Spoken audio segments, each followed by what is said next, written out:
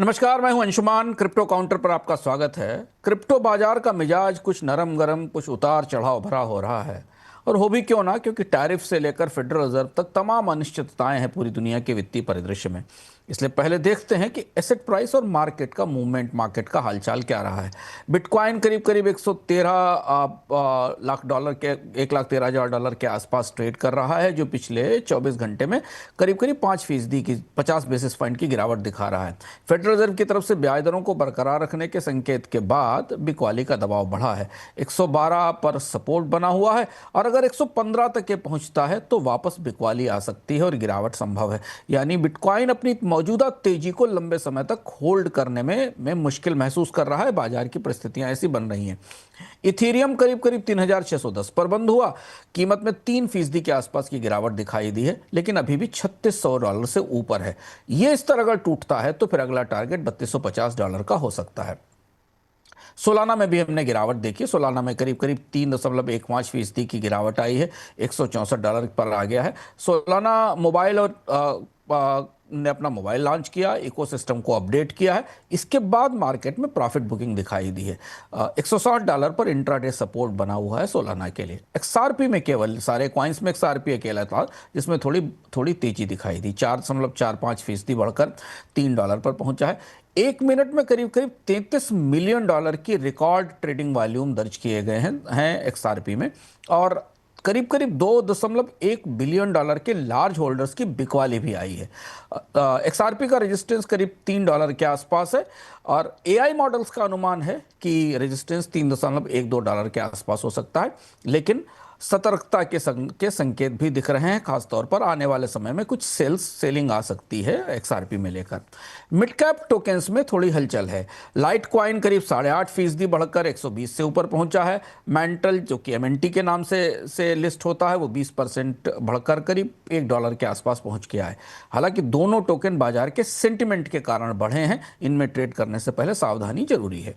अब हम चलते हैं बड़े निवेशकों के काउंटर पर और देखते हैं कि इंस्टीट्यूशनल मूवमेंट क्या है। प्रमुख वित्तीय संस्थाओं ने, निवेशकों ने क्रिप्टो को आज कैसे लिया है। कॉइन बेस करीब करीब $2 बिलियन का एक कन्वर्टिबल बॉन्ड जारी करने जा रही है। दरअसल कंपनी अपना कैश रिजर्व बढ़ा रही है जिससे कि वो बिटकॉइन के रिजर्व्स क्रिएट कर सके।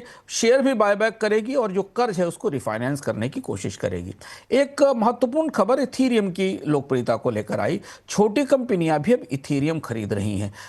चूंकि स्टेकिंग में को लेकर और यील्ड को लेकर इथीरियम की भरोसेमंद इमेज जिसे क्रिप्टो गोल्ड जैसा बना रही है, इसलिए लगभग अभी तक 3.5 बिलियन डॉलर से ज़्यादा के इथेरियम अलग अलग दुनिया के अलग अलग कॉर्पोरेट ट्रेजरीज में जमा हो चुके हैं। छोटे निवेशकों का रुझान भी देख लेते हैं। एक्सआरपी की सोशल मीडिया पर खूब चर्चा है, इसलिए ट्रेडिंग भी बढ़ी और हमने आपको बताया कि एक्सआरपी में ही आज तेजी दिखाई दी है। एक अकेला टोकन काउंटर था जो तेज दिख रहा था, लेकिन प्रॉफिट बुकिंग भी बढ़ रही है, इसलिए थोड़ी सावधानी की जरूरत है। सोलाना के स्मार्टफोन की खबरों और टोकन रिवार्ड्स के कारण गूगल सर्च में सोलाना को लेकर उछाल आया है और नए वॉलेट रजिस्ट्रेशन भी बढ़े हैं। क्रिप्टो बाजार में सेंटीमेंट नरम है, इसलिए कॉइनडेस्क का 80 इंडेक्स आज सुबह 24 घंटे के न्यूनतम स्तर 800 तक गिर गया था। रेगुलेटरी जोन में दुनिया भर के नियामक क्रिप्टो बाजार को नियंत्रित करने के लिए लगातार सक्रिय हैं। खासतौर पर अमेरिका में गतिविधियां काफी तेज हैं। अमेरिका के कमोडिटी रेगुलेटर सीएफटीसी ने स्पॉट में अब क्रिप्टो ट्रेडिंग की इजाजत दे दी है और ये crypto trading registered future exchange पर होगी। इससे अब सीधे डिजिटल एसेट में कारोबार का रास्ता खुलेगा और इंस्टीट्यूशनल निवेश की संभावना भी बनेगी। आपको याद होगा कि डोनाल्ड ट्रंप ने जो अपनी नई क्रिप्टो पॉलिसी जारी की थी, उसमें रेगुलेटर्स को सक्रिय होने का निर्देश दिया था। इधर दूसरा अमेरिकी regulator SEC pro crypto framework जारी कर रहा है, जिसमें कि टोकन के नियम कैसे तय किए जाएं, उसके बारे में मार्केट की गाइडलाइंस साफ होंगी और जिसका असर हमें आने वाले नए टोकन्स की रिलीज पर दिखाई देगा। एक्सचेंज और कारपोरेट खबरों पर भी एक नजर डाल लेते हैं। कॉइनबेस का यूके में एक नया विज्ञापन खासी चर्चा में, दिलचस्प खबर है ये। कॉइनबेस ने यूके में एक नया म्यूजिकल एड जारी किया है जिसका शीर्षक है एवरीथिंग इज फाइन, लेकिन ये ब्रिटेन की अर्थव्यवस्था की खस्ता आर्थिक हालत दिखाता है। वहां के मीडिया रेगुलेटर ने इस एडवर्टाइजमेंट को बैन कर दिया है, लेकिन इंटरनेट पर ये विज्ञापन बार बार देखा जा रहा है। सोलाना ने एक स्मार्टफोन लॉन्च किया है जिसमें डीफाई के फीचर्स भी हैं और टोकन के रिवार्ड्स भी शामिल हैं। ये दुनिया भर के देशों में शिप किया जा रहा है बेचने के लिए। स्टेबल कॉइन, डीफाई और वेब3 की दुनिया में एक महत्वपूर्ण ईटीएच की या इथीरियम की घटनाक्रम है।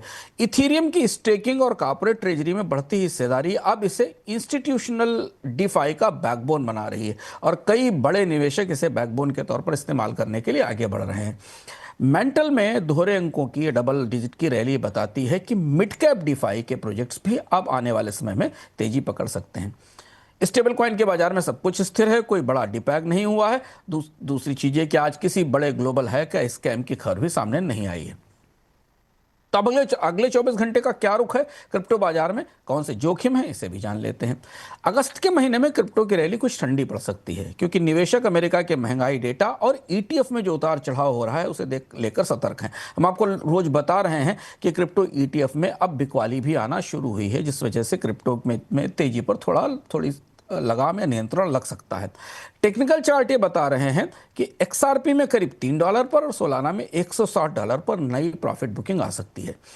रेगुलेटरी दुनिया में एसईसी और सीएफटीसी के अगले कदमों पर सबकी निगाह होगी क्योंकि जो नए फ्रेमवर्क्स आने वाले हैं उससे टोकन लिस्टिंग्स कैसे होंगी और संस्थागत इंस्टीट्यूशनल निवेश कैसे होगा, इस पर असर दिखाई देगा। तो हम आ गए हैं अंत में आज के क्रिप्टो ज्ञान पर। क्या आपको पता है कि शेयरों की तरह क्रिप्टो पर भी डिविडेंड मिलता है? क्रिप्टो के मामले में हम स्टेकिंग शब्द को बार बार सुनते हैं। स्टेकिंग क्या है और ये क्यों जरूरी है? मान लीजिए आपके पास एक बड़ा फलदार पेड़ है जो आपने लगाया है। आप उसे काटते नहीं बल्कि हर सीजन में पानी देकर नए फल पाते हैं। क्रिप्टो स्टेकिंग लगभग वैसा ही है। आप अपने टोकन को नेटवर्क पर लॉक करते हैं और बदले में रिवार्ड्स में आपको अतिरिक्त क्रिप्टो टोकन मिल जाते हैं। अब इसके फायदे क्या हैं? इसका फायदा यह है कि एक किस्म की पैसिव इनकम है। जैसे बैंक में आपको ब्याज मिलता है, वैसे ही आपके टोकन 24 घंटे सातों दिन आपके लिए कमाई करते रहते हैं। टोकन लॉक करके आप ब्लॉकचेन को मजबूत और नेटवर्क को सुरक्षित करने में मदद करते हैं। और टोकन लॉक करने के बाद आप कुछ ऐसे प्रोजेक्ट्स हैं जहां वोटिंग राइट्स भी ले सकते हैं, यानी नेटवर्क अगर कोई फैसला लेता है तो वहां पर आप उन फैसलों में हिस्सेदारी कर सकते हैं। स्टेकिंग के पॉपुलर प्लेटफॉर्म्स हैं जिसमें इथेरियम सबसे बड़ा स्मार्ट कॉन्ट्रैक्ट नेटवर्क है जहां स्टेकिंग हो रही है। सोलाना काफ़ी तेज ट्रांजैक्शन और नए तरीके के रिवार्ड्स देता है और कार्डानो में आसान डेलीगेटेड स्टेकिंग की व्यवस्था है जिसमें आप अपने स्टेकिंग को डेलीगेट कर सकते हैं। इसके अलावा एवलांच, तेजोस, कॉस्मॉस और पॉलीगॉन भी हैं जहां स्टेकिंग की सुविधाएं हैं, हालांकि रिटर्न के रेट अलग अलग होते हैं। इसे आप ऐसे समझ सकते हैं कि अगर आपके पास 1000 सोलाना है और आप उन्हें स्टेक करते हैं तो वो लॉक हो जाते हैं और हर कुछ दिनों में आपको कुछ एक्स्ट्रा सोलाना मिलते हैं। कभी आप उसका इस्तेमाल खर्च के लिए कर सकते हैं और कभी अपने छुट्टियों के लिए उनके बदले पैसा ले सकते हैं। लेकिन एक चीज़ ध्यान रहे कि स्टेकिंग में आपके टोकन एक तय समय के लिए लॉक हो जाते हैं, लेकिन अगर नेटवर्क का वेरीफायर कोई गड़बड़ी करे तो फिर आपको इसमें नुकसान हो सकता है। इसलिए हमेशा सही रिसर्च के साथ निवेश शुरू करें। क्रिप्टो काउंटर में आज इतना ही, फिर मिलते हैं नए अपडेट्स के साथ कल।